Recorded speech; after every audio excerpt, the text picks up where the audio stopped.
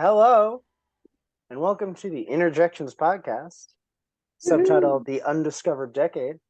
We've made it to 50 episodes.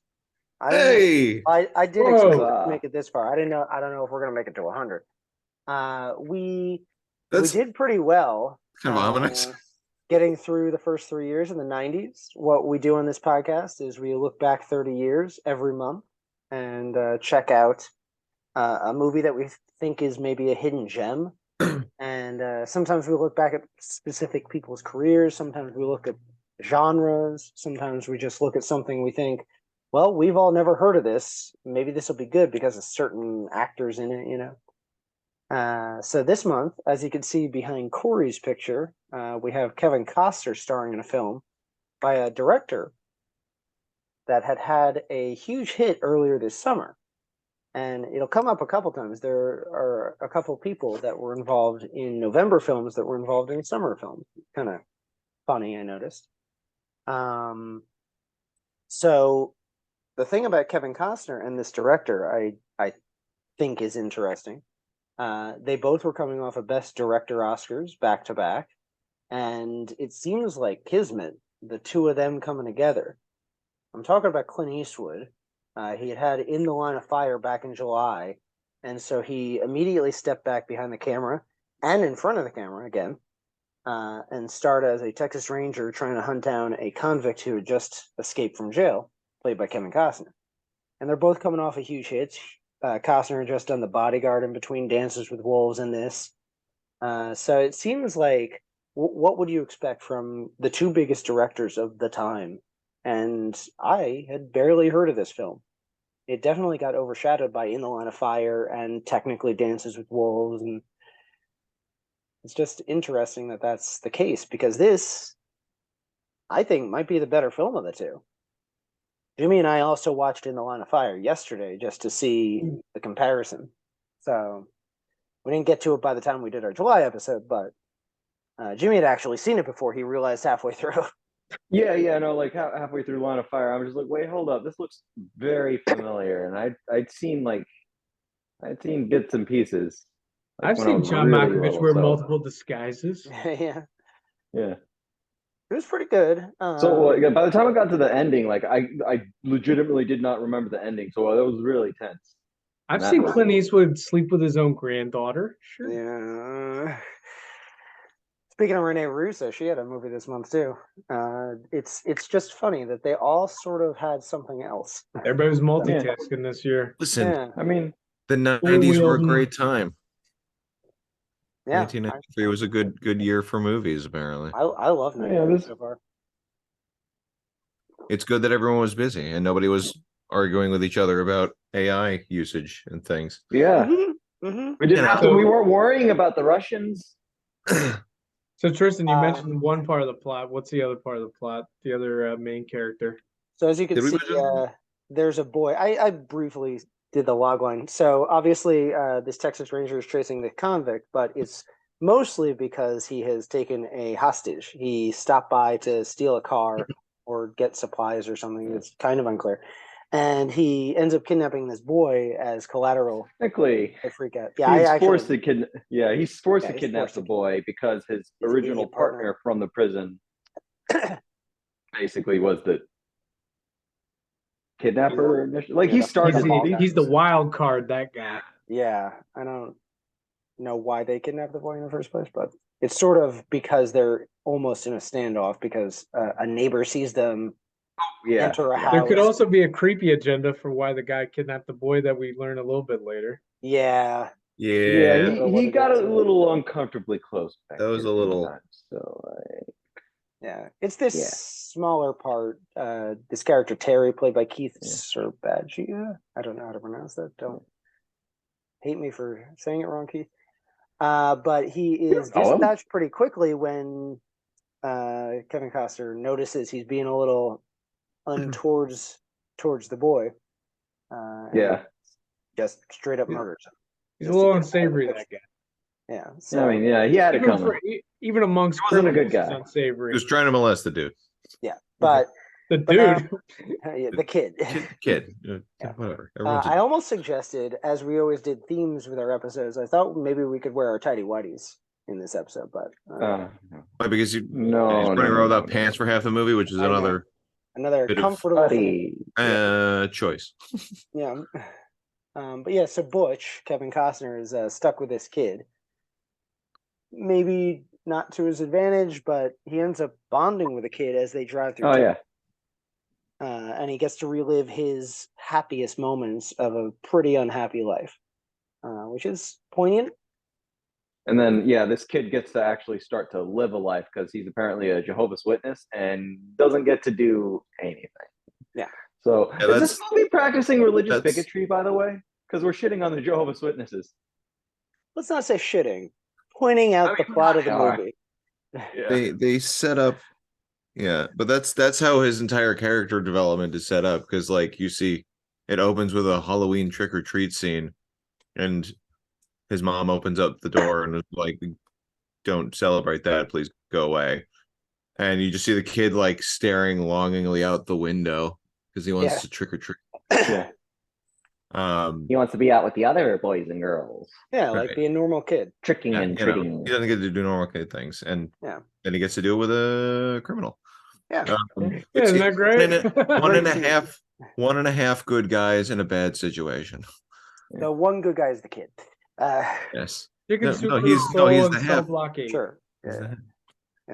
Also, did we mention the time period that this takes place in? Oh, so it is. I saw a trivia point that pointed out that this can't happen, but it's in the 60s, and President Kennedy's going to come visit soon because it takes place near Dallas, and that's exciting, isn't it? Which Nothing is why bad I ever happens thought in that Dallas. that is not, I thought they were setting that up.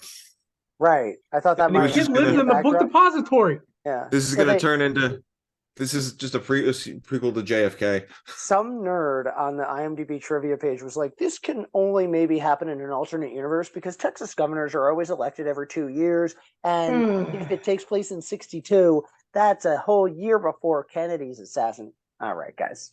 All right. It is funny, though, That's because not the story. After watching In the Line of Fire, which is literally about a guy who was in the Secret Service detail on Kennedy's drive through Dallas. It's funny, he's not quite obsessed with Kennedy this year, but it is appropriate that this comes out around the anniversary. And we're halfway, these movies are halfway back to Kennedy's. Yeah.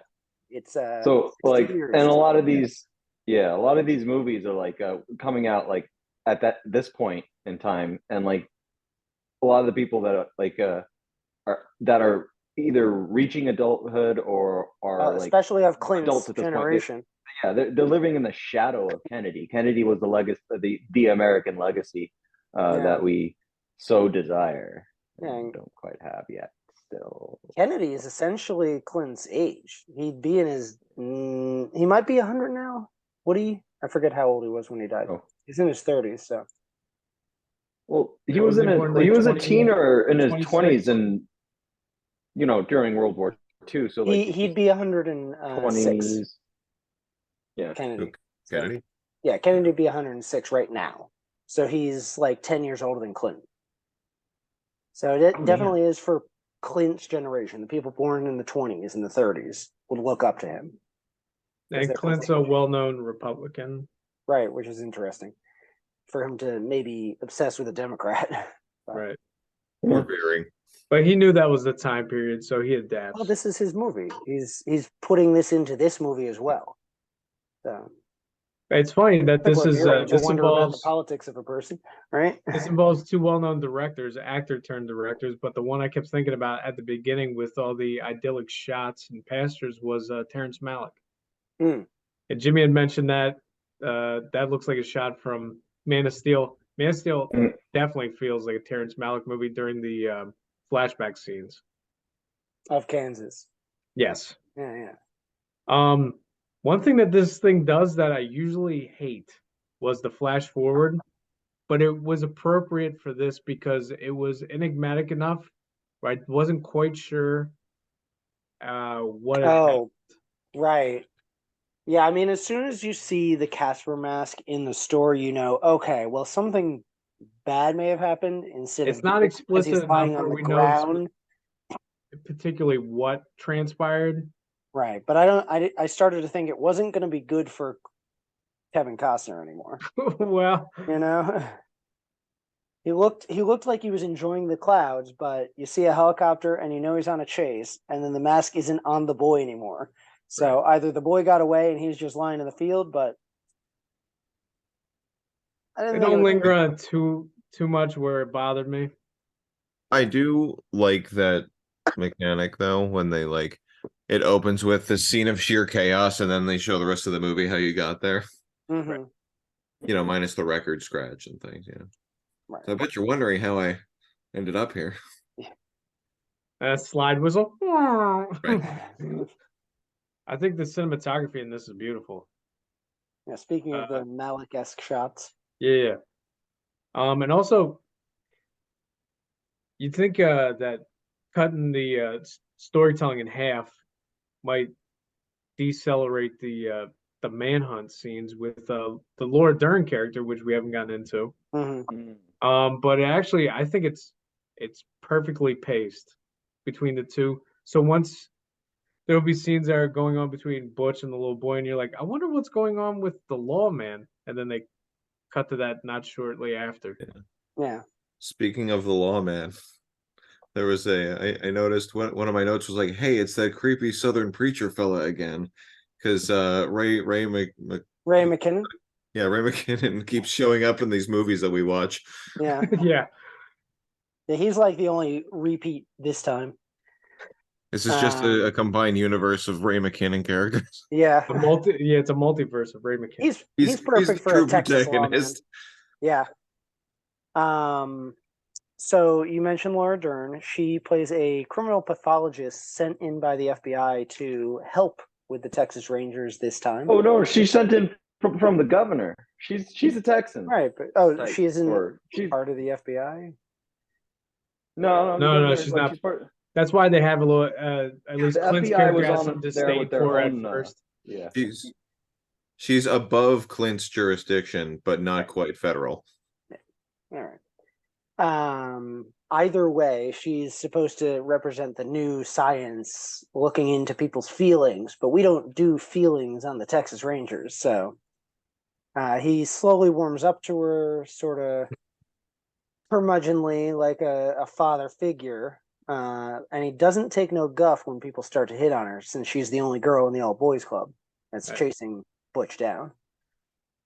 Which was Bradley Whitford pops up as a Sleazy prick. Is he FBI? Maybe that's what I'm thinking. that guy's FBI. So he's sent in to watch over the Rangers too, but he doesn't really say anything until he starts to hit on Laura Dern when she's alone in their truck. Of course. Clint's like, get the fuck out of here. Is he just typecast in those roles? Especially in the 90s. He's very smarmy in a lot of things. Yeah, other than his Emmy-winning roles for The West Wing. Like, I guess the other big movie from the 90s everybody would know him from is Son of a Woman. Oh, I was thinking Billy Madison. That too, and he's despicable in both. Yeah. But what a great innovative chase scene later in the movie between Butch's car and this Winnebago that they're tracking. Mm-hmm. Yeah. Classic. I liked when they're rolling and it disconnects because of Ray McKinnon, and it's next to them, and they're like, "Oh, that's not good." Oh well. And he like tries to call to him, and it's like they're not going to hear. Yeah. Oh well. We did have another repeat person. I don't know if you guys would have ever known this guy because he was in that Eva Destruction movie we watched in the beginning of '91. Oh God. Yeah, he had a bit part in that too. So, but he was one of the main characters on the show Jag, and he was the father of the family that owned the car that Butch steals late in the movie. I just thought that scene was pretty interesting because they trust him and they think it's like, oh, he's just a father with a son, and then Butch can't handle anyone disrespecting their kids because of his own father. Yeah, and that obviously comes into play in the big set piece finale. There were a lot of really good scenes like that where it's sort of like this double speak. Because like that, and like when he's flipping the kid after like the farm worker takes him Yeah. into his home. Yeah. It's very threatening, but it's like he's playing with the kid. He's being nice to the kid, Uh-huh. but totally threatening the We adults. know he could snap at any moment. These Uh-huh. people trust him because he's just a nice Texas boy. Yeah. You let people into your home if you're being neighborly. When he does the trick or treat scene. Yeah, really good, real fun. Yeah. Because the kid doesn't know what's going on necessarily. And Jimmy kept pointing out, man, he's gonna cover up these memories with these idyllic notions of what Halloween is. So he's gonna have this fantastic idea of what a father figure is. Yeah. But Butch is doing his best not to, ruin this weird situation. Yeah. And Butch does he's aware of what's the kid's name again? I know the actor. Philip. Yeah. Philip, there we go. Philip. I was Later like Buzz. So Yeah, Butch Buzz, knows that's why Butch is very cognizant of Philip's situation. So like he does he is aware that he needs to fill in that like male role model role in the situation that they're in. Basically making the best of it really for everybody involved, which is interesting. And then like Laura Dern's character, the criminal pathologist, she actually pointed out that like before the end of one of the scenes when they're discussing the one of the fugitives on the run, which is Kevin Costner's character, she mentions basically says he tested the highest, so like he's technically the smartest person in this whole situation. Yeah. Everybody involved, he's one of two smart people involved in the situation. Like Laura Dern's the one, and like he's the second. Yeah, that was a funny scene too. Yeah, I liked the chemistry between Laura Dern and Clint Eastwood, and I loved the stuff that goes on between Butch and Buzz. Like this kid's a pretty good actor for what is essentially like 6 or 7. Yeah. I don't think he did. Did he do much after this? He's Beaver in Leave It to Beaver. Oh God! But that's about it. He never does anything else after that. So, have you ever seen? Same got to him. I've seen Leave It to Beaver. Yeah, I mean it's a goofy remake, so I never saw it. It's better than the Little Rascals one they did, I guess. It's a good one. I never saw Leave It to Beaver. I'm sorry. Wow, Darla's hilarious. Dear Darla. Yeah. Be my darling. I got a dollar. Be my darling. Yeah. Little Rascals good. No. Anyway. Oh no, even better. I got a pickle. I got a pickle. I got a pickle. Hey. Yeah. Come on, Corey. I need a nickel for that pickle. Safe to say we probably won't cover either Little Rascals or Leave It to Beaver this decade. So you don't have to worry, Corey. Yeah. Yeah, I think Kid knows what's asked of him by Clint. Maybe Clint just knows how to handle kids. I don't recall him ever having to work with a child actor before. Well, you know what? I had just seen Honky Tonk Man, but that was right. but then again, that was his own son, so he probably has a shorthand with him. Yeah, but maybe he learned from doing that how to act with other kids. Because obviously, when you're looking at your father directing you what to do, it's a little different. Yeah. Right. Yeah. But then he knows, okay, just treat this kid like he's your son. Maybe that could be. Get warm up to him. All right, I'm gonna roll, kid. Yeah. To your mark. Yeah. All right, let's go. Yeah. Trying to think what else. It's just a charming film. I like they do a lot with and in subtle ways because the movie almost feels novelistic in a way, the way it's structured. Yeah, there's chapters, all these scenes with different people they run into. Yeah, so it's very episodic, like any other road movie, but not to the point where it's like too quirky. Mm-hmm. But even though the Laura Dern character is the mouthpiece for the psychology, I think they do a good job with the nature versus nurture argument with Butch. Mm-hmm. But it doesn't become didactic or anything like that. Like the scene that you guys pointed out with that other family and the casual abuse of the kid. Mm-hmm. Like obviously we're hinting at deeper recesses within Butch, and it slowly comes out later when they're in that kitchen, and it's a very tense scene. Yeah. I think Kevin Costner does a great job in the movie, bouncing off Yeah. the kid too. Yeah, I mean, This on top of Clint directing the kid, the chemistry between Costner and the kid is amazing. right. This might be my favorite Costner performance, actually, that I've seen. I Yeah. still haven't seen Dances with Wolves, but he's so good in The Untouchables. Don't forget Waterworld. Yes, the Oh, classic. God. And we got to cover that, right? Oh yeah, Obviously, a hidden fun gem. movie. That'll be reclaimed by Gen Z, right?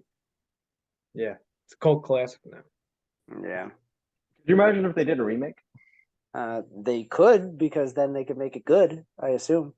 It probably Mm-mm. costs the same. Be bad. It's tradition now. Okay. Would you rank this in the upper pantheon of like Clint directed movies? I think that too, yeah. Like I said, I think I like this more than In the Line of Fire. And I liked In the Line of Fire. I think both are great examples of Clint's work, both acting and directing. Like, he doesn't do as much here. He wasn't supposed to play his character, Tex or whatever name he is. Yeah. He was convinced by Costner to just step into the role after casting process went through. It's like, you could sit around and you're in that caravan for a while. You could direct all my scenes, obviously. So he is sort of directing half a movie and then acting in the other half. This might be anecdotal, but I think I read some interviews with Costner that they didn't get along on set. Did you read the trivia this time, Jeff? I did. Yeah. So I know you're a trivia guy. yeah, sure. So Costner apparently stormed off set one day. Clint just kept shooting with his body double and just didn't stop at all. And Costner like came back later and was just like, "You guys are still shooting?" He's like, "I'll shoot the rest of the damn movie in close-ups of your double. Don't do that shit again." And then he never did. I mean, Yeah. that was a disciplinary action. It was, but Yeah. it was effective apparently. I want to know Yeah. what pissed off Costner so much that You he don't stormed pi- off. You don't Like, piss off it's- the OG cowboy, man. Yeah. Like, Yeah. of all the films to storm Like- off of, I've never heard of Costner doing that. And I maybe thought we wrote it for my character to tell the kid to open his tighty whities. Oh, Oh god. you give Yeah. Well, it's also Well, it could have been one of the- something benign, like that a take or two just wasn't going well, and like Yeah, I it just know. You kept on never going know. and going, and he was just like, "I'm done." Yeah, I'm going to my trailer. You don't I've know heard how. tales of Yeah. Costner being a prima donna on other sets, so this might just be. I mean, yeah, it might have just been like Okay. a bad day, Yeah. but at the same time, like, you don't turn your back on Clint Eastwood No. because I he will know. shoot. Actually, no, he'll wait until you turn around to shoot you. But Did you see he's a man Unbreakable? of honor. But Yeah. well, the other trivia thing that I saw was interesting was they had also thought about offering Butch to Denzel Washington, which, thinking about that, what that movie could have been like. What era this takes place in? Right. Well, that would There feel. might have been Yeah. a little more friction about it. Yeah. Would have been Yeah. a lot more tense. I That would have think. been yeah. What was that? I guess Denzel was coming off of Malcolm X. Mm-hmm. But yeah, I would love to see. I don't think Clint and Denzel have ever worked together. That would be great. Oh, much ado about nothing. And again, that would be another actor turned director. Mm-hmm. Eventually, he didn't do anything until 2008, though, right? Great debate. Yeah. Antoine Fisher was the first. Oh, that's 2001. So yeah, soon. This worked out well, is my point. Yes. Yeah, really. Everyone's cast, I think, pretty perfectly. It's a shame, I guess, based on the fact that they're both coming off of Dance with Wolves and Unforgiven, that this for some reason didn't tap into the audience as it should have. But I guess those are both epic movies Yeah, with sprawling landscapes. This is more of a character study. yeah. It obviously Yeah. would have been its position to be in the Oscar conversation, but I can't find anything on it. I don't think I nominated for Oh. anything, did it? The only thing it ever got was Best Foreign Film in the Turkish awards, like the Turkish Film Awards. Ridiculous. Yeah. So I guess this touched a lot of souls in Turkey in '93. A French film magazine named it the best film of 1993. Oh, there you go. The French and the Turks. Yeah. I wish there was I follow a podcast that talks about Oscar buzz, but they don't go too far back because they're about our age. So their memories go basically back to like 96, 97 for when the buzz was happening. So Yeah. they also read Entertainment Weekly's Oscar buzz sections. And it's hard to tell what would, play well. And the thing is, In the Line of Fire ended up getting more accolades. It had screenplay adaptation nomination. John Malkovich is nominated for Best Supporting Actor. So Rightfully so. maybe they didn't know who on this production to position because Clint's maybe more famous, if not as famous as Kevin Costner right at this moment in time. So Kevin Costner's obviously the lead actor, but are you going to position Clint to get a supporting actor nomination? Like maybe he's 6th or 7th too. Maybe there was enough buzz, it just didn't make it, Right. Maybe it just didn't get seen. It came in 4th at the box office the Yeah, weekend. it didn't do well. So I don't know what the advertising was like then. I didn't really hear of this film until we were deciding to cover it. I'd seen the name on a list of Clint films, but nothing about it standing out, Well, like you said, like the Wait, fall what? season, there's a lot of Oscar hopefuls, and it's hard to sometimes stand out. Yeah. Well, the things it was up against in November were, and this is coming out right around now, around Thanksgiving, were sequels like Wayne's World 2 and Sister Act 2 were the big movies this weekend. And Mrs. Doubtfire owned the box office for the last 2 months of the year. So it's hard to say that people were in the mood for a brooding character study, which it has some light moments nonetheless. It's just, this is the alternative to what was really popular. It's a shame because I really like it. This is one of my favorite things we've covered, actually. Oh wow! Okay. Yeah, that's pretty good. Pretty good movie. Yeah. Suffice it to say, I'm giving it an A+. So Okay. But I don't know if there's anything else you guys want to talk about before we grade. So No. How intense that last family interaction. Yeah. That like right before it everything was gonna go down, like I was like, no. This is heavy shit, man. Because it's a black family. Yeah. Yeah. And I'm just like dude's going full psycho, and I'm just thinking in the back of my head is he giving himself a pass because they're black and he thinks he could get away with this? Yeah. It's just I was legitimately going there. I'm like, oh my god, he is a bad guy. Mm-hmm. But we won't ever know because the kid stopped him. Philip shot him. Right. I think he is a bad guy when he's pushed too far. Yeah. But he can't help himself to be pushed too far. And I don't think it is the people he's attacking. Yeah. I don't think it would have mattered who it was. But for how tense that was, like Tristan was like right there next to me when I was just like, oh, Clint Eastwood, how could you? Because he would be the kind of guy to pull that string. Yeah. And he did, and I got really tense. That the woman of the three, Mary Alice, is a pretty good character actor that had just been in To Sleep with Anger with Danny Glover, and she's in Awakenings as one of the main nurses.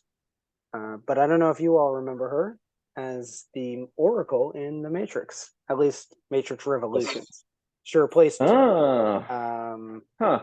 forget the name of the first actress, but the original Oracle passed away. Yeah, in I remember that. between filming, and they kind of they had enough of her for Matrix Reloaded, but to finish off her part in the third one, this is her. It's because she's in makeup to make her look like that first actress. So, but it's Mary Alice, and she's a pretty good actress that didn't get a lot of parts, but when she was hitting, she hit well. So I think Clint knew to get a dynamite actor and actress for this part of the movie. Yeah. No. Just because of how tense that made me and how everything was just like all over the board, I'm gonna be up there with Tristan on the A+. I would probably go A-. It's definitely because Clint's directed so much. It's probably in the top third of the movies he's directed. And again, the guy's so prolific. He's almost like Woody Allen. He does one a year almost at this point. Well, Yeah. apparently, actually, we're marking the occasion. This might be the last movie it directs right now. The one he's making, yeah. He's making right now. Juror number 2. Juror number 2. Yeah. Um, so this is actually the perfect time to cap off his directing career. Another good reason we didn't expect back when we chose this. Yeah. So I would give it a A minus. I think it's glacial in a good way, and actually, as far as like cross country trek, it doesn't feel too bumpy along the way. There's enough material there, psychologically deep material for the actors and the script that it doesn't feel lugubrious as it goes along. I am a sucker for this type of movie, actually, when it's like a journey and you have different characters in different spots, because you never know how he's going to act with each character and if it's going to escalate or go up and down. Road trip movies. Yeah, exactly. Especially when it's like a criminal. Yeah. I don't know. There's something about this that I find fascinating. The criminal road trips. Nowadays, they'd have been caught right away because of technology. But yeah, I hate that. Mm-hmm. It also isn't as effective as we think it is based on movie technology. But anyway, well, what about you, Jeff? I give it an A. I enjoyed it. A little long for my taste, but it told what needed to be told. So it was just, I just have a short attention span. That's all. But it was really good. And Costner was good. The kid was really good. I thought it was interesting that they didn't really cut back to the mother at all for the like she after the kidnapping. You'd think that they would go back to like her searching for stuff, but then it just focuses on the cops and on him, which she comes up a few times. It was just an they reassure her once, and then she shows up at the end. Yeah, I might have padded it out too much. Yeah, right. And she couldn't go in the caravan with him. I understand. I think I agree with you, but I might not have served the story as much as you and I would have wanted. It didn't take away from anything. It was just sort of like something that I recognized. I'm like, wait a minute. But anyway, they could have a shot, one extra scene where she's back at home with her daughters. It's the type of thing where it is a folk tale in a sense, because like this type of thing could never happen. Criminal gets shot on sight or something these days, and that's the one thing there's no Stockholm syndrome movies that are like yeah, the real thing we should have talked about. Clint Eastwood doesn't believe in Stockholm syndrome. The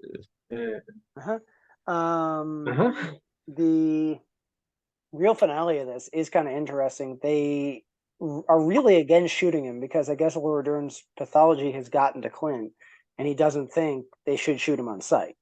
And it's also is a wrinkle that has been set up that he was the judge that set him on the or like the lawman that informed the judge. Yeah, because set him on the wrong path, and he's trying to redeem himself in a way. Yeah, no, like he busted Butch when he was younger, like a teen, and then like he figured like his best chance was to like put him through the system, because like if there was a weird logic, like he said like that was the kid's best chance if they had any like hope, but turned out he was wrong, and now his mistakes have come to bite him in the ass. I like his excuse when he tells Laura Dern that that's what happened. He's like, well, I've done it before, and that one turned out to be a judge. You can't expect that with everybody that goes through jury. Yeah.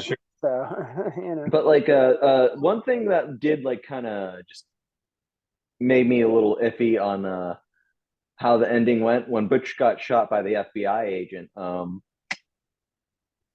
That agent shouldn't have been the one he shouldn't have been the shooter to do that, because like normally the FBI would have a guy for that. They would have an FBI sniper. Wasn't that what I think that's what he was there to do eventually? No, he was there. He was there initially to be a liaison, or he wasn't like he's supposed to stand. Jimmy knows he's been in hostage situations. Okay. Yeah. He knows like the technical. His job, like a guy like that, his job is to observe, maybe throw a few like notes in, but like he's not like he has no jurisdiction. Well, I think it But was like, just. but Zero like when the stars. FBI gets involved, like all of a sudden he's the guy to pull the trigger. I Like, think it's because Clint wanted him, the one that we all hate for having hit on Laura Dern, to be the one to yeah, also no, want to like shoot. somebody had to be the Butch. bad guy, but like, Right. It's like I gotta realistically, punch like, someone by the end of this movie, and it's gonna Yeah. be you. Yeah. Yeah, god damn it. Sick of this Yeah, shit. I mean- Let's finish it. Somebody's gonna get these calcium that's a deposits small right. thing, but like that's something I realized because like, Yeah. I'm a but little forgiving of that. you need that bad guy to do the bad thing because Yeah. Clint Eastwood's got to punch somebody at the end of the movie. In the end, the real also we have bad to, guy like, was feel killed like bad. 10 minutes in. So, Yeah. That was good.